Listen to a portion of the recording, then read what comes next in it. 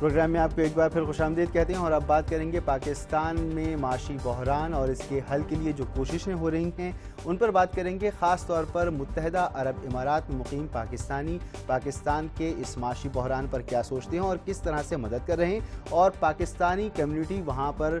وہاں کے شاہی خاندان کو اور شاہی حکومت کو اور وہاں کی یو اے کی حکومت کو کس طرح سے یہ پیغام دے رہی ہے کہ وہ پاکستان کے اس معاشی بحران میں پاکستان کا ساتھ دیں۔ پاکستان سرکاری سطح پر یقیناً کوششیں کر رہا ہے، مگر وہاں پر مقیم پاکستانی جو بہت بڑی تعداد میں ہیں اور ایک ایسی پوزیشن میں ہیں کہ وہ یقیناً وہاں پر حکومتی حلقوں میں اس بات کو بہت بہتر طور پر اجاگر کر سکتے ہیں کہ پاکستان کو اس معاشی بحران سے نکالنے کے لیے ان کی مدد کی جائے۔ میرے ساتھ اس وقت موجود ہیں میاں منیر خان صاحب، صدر ہیں پاکستان پیپلز پارٹی دبئی کے، اور یونائٹڈ فورم جو وہاں پر ایک غیر سیاسی تنظیم ہے اس کے بھی صدر ہیں، اور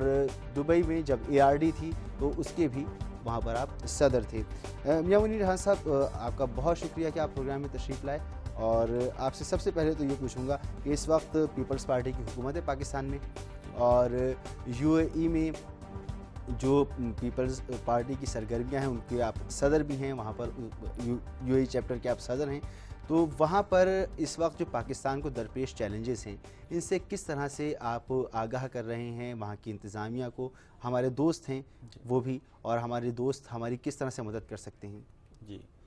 سب سے پہلے میں شکریہ ادا کرتا ہوں کہ آپ نے مجھے بلایا یہاں پر اور اپنے خیالات کا اظہار کرنے کا موقع دیا۔ میں سمجھتا ہوں کہ اوورسیز پاکستانی جو ہوتے ہیں وہ جب بھی ملک سے باہر جتنے بھی لوگ ہیں ان کے دل میں اپنے ملک کا بہت زیادہ درد ہوتا ہے، احساس ہوتا ہے، اور جب بھی ملک میں کوئی ایسا پاکستان میں کوئی مسئلہ آیا، پاکستان کے اندر کوئی پرابلم ہوئی، تو سب سے پہلے جو وہاں کے لوگ ہیں وہ آگے بڑھے اور انہوں نے پاکستان کی مدد کی تاکہ ہمارا ملک آگے بڑھے اور کامیاب ہو اور کسی قسم کی مشکل میں نہ آئے، چاہے وہ میاں نواز شریف کا دور ہو، چاہے وہ کسی کا بھی ہو، کیونکہ ریسنٹ مثال زلزلہ ہے اس وقت۔ جی، آپ دیکھیں کہ جب زلزلہ آیا پاکستان میں تو سب سے زیادہ جو دنیا میں پاکستان کے لیے جو سامان اور امداد بھیجی گئی وہ UAE سے آئی، جی، اور اسپیشلی پاکستان پیپلز پارٹی کی طرف سے ہم نے بہت سارا سامان بھیجا اور ایک بڑی اماؤنٹ جو ہے UAE سے یہاں بھیجی گورنمنٹ کو، حالانکہ وہ جنرل مشرف کی گورنمنٹ تھی، لیکن کیونکہ ہم نے سوچا کہ یہ سارے پاکستانیوں کا مسئلہ ہے اس لیے پاکستان کو امداد جانی چاہیے اور اپنے جو بھائی ہیں ان کی مدد کریں۔ پاکستان پیپلز پارٹی اور یونائٹڈ فورم کے جو ہمارے ساتھی ہیں انہوں نے بھی بہت سارا سامان اکٹھا کر کے جو پاکستان بھیجا۔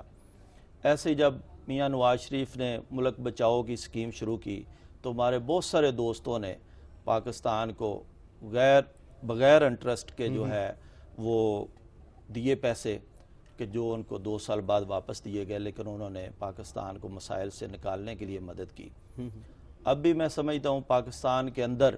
کیونکہ جو بھی پاکستانی ہے باہر وہ جب دیکھیں گے ابھی کہ پاکستان کے اندر مکمل جمہوریت بحال ہو گئی ہے تو وہ اور بھی زیادہ سے زیادہ، ابھی میں دیکھتا ہوں کہ لوگ چاہتے ہیں کہ پاکستان میں انویسٹمنٹ کریں اور پاکستان میں آ کر جتنا بھی اپنا سرمایہ وہ بھیجیں تاکہ ملک ترقی کی طرف جائے۔ ایک تو پاکستان میں اس وقت پیپلز پارٹی کی حکومت ہے، اور دوسرا یہ کہ سب پاکستانی ہیں، پاکستان کی کوئی بھی مشکل ہوگی تو اس میں کام آئیں گے، تو آپ پر وہاں دوہری ذمہ داری عائد ہو جاتی ہے کہ ایک تو پاکستان کی مدد اور پھر اپنی پارٹی کی مدد۔ جی بالکل۔ تو اس کے لیے کیا کر رہے ہیں؟ ابھی دیکھیں کیونکہ اسپیشلی دبئی میں محترمہ بے نظیر بھٹو جو وہ 8-9 سال رہیں، تو اس وجہ سے بھی پاکستان پیپلز پارٹی کی وہاں پہ بہت زیادہ ایکٹیویٹی تھی، بہت ذمہ داریاں تھیں، اور جو کہ ہم نے بڑے اچھے طریقے سے ہمارے سارے ساتھیوں نے نبھائیں، اور محترمہ کو وہاں پر ہر طرح کا جو ہے ان کے ساتھ تعاون کیا، اور بلکہ UAE میں بی بی کے جانے سے پہلے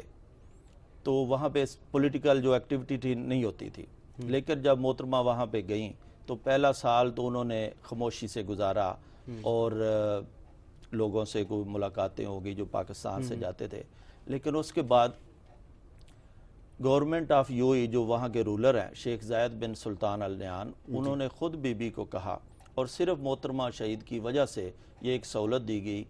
کہ جیسے پاکستان کے اندر جلسے ہوتے ہیں اور سارا کچھ فنکشن ہوتے ہیں، آپ یقین مانیں کہ یو اے کے اندر پوری دنیا میں اتنی ایکٹیویٹی نہیں ہوئی جتنی پیپلز پارٹی نے دبئی میں اور یو اے میں کی. کور کرتا رہا ہوں ان چیزوں کو. تو یہ سب تھا کہ ان کو پتا تھا کہ یہ شہید قائد ذوالفقار علی بھٹو سے لے کر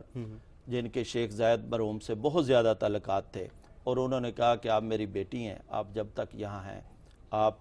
اس کو اپنا گھر سمجھے اور ہم آپ کے ساتھ ہر طرح کا تعاون کریں گے. جی آج بھی آپ دیکھیں جب بھی کوئی مسئلہ آیا، جو یو اے کے رولر ہیں انہوں نے ہمیشہ پاکستان کی مدد کی اور پاکستان کو مسائل سے نکالنے کے لیے وہ سب سے آگے بڑھے. اب بھی ان کی یہی پوزیشن ہے کہ اب جو فرینڈز آف پاکستان کی ہو رہی ہے چند دنوں کے بعد، تو آپ دیکھیں کہ انشاءاللہ یو اے وہ ملک ہوگا کہ جو سب سے زیادہ پاکستان کی مدد کرے. اچھا، اب آپ نے بی بی کے ساتھ بہت وقت گزارا، محترمہ شہادت سے پہلے خاصا عرصہ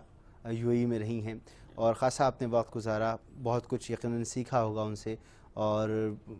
آپ نے کیا سب نہیں ان کو ایک بہت اچھا انسان پایا. اگر رہنما کی بات کی جائے تو پیپلز پارٹی کی رہنمائی جس طرح سے محترمہ کر رہی تھیں، محترمہ کی شہادت کے بعد آپ کیا سمجھتے ہیں کوئی خلا اب بھی باقی ہے یا آصف علی زرداری صاحب نے اس خلا کو تقریباً پر کر دیا ہے؟ دیکھیں یہ میرے لیے بڑا اعزاز ہے کہ میں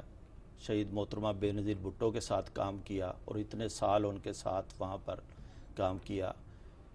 محترمہ کی کمی تو پوری ہو نہیں سکتی، اس طرح کا لیڈر، کیونکہ وہ دنیا کی ایک ایسی لیڈر تھی کہ جن کو پوری دنیا میں مانا جاتا تھا. آپ دیکھیں کہ جہاں بھی امریکہ ہو، انگلینڈ ہو، چائنا ہو، کہیں بھی ہو، کوئی یونیورسٹیاں ہیں یا جو بھی وہاں کے ادارے ہیں، محترمہ کو اسپیشل کئی مہینے پہلے وہ ٹائم لیتے تھے اور بی بی وہاں پہ لیکچر دیتی تھی. لیکن وہ کمی تو نہیں پوری ہو سکتی، لیکن میں سمجھتا ہوں کہ آصف علی زرداری صاحب نے، جنہوں نے بی بی کی شہادت کے بعد پہلے دن سے لے کر جو کردار ادا کیا پاکستان کو متحد رکھنے کے لیے، ایسا کوئی اور شخص نہیں کر سکتا تھا. آپ دیکھیں کہ آصف علی زرداری صاحب نے پاکستان کے اندر پہلے بھی وہ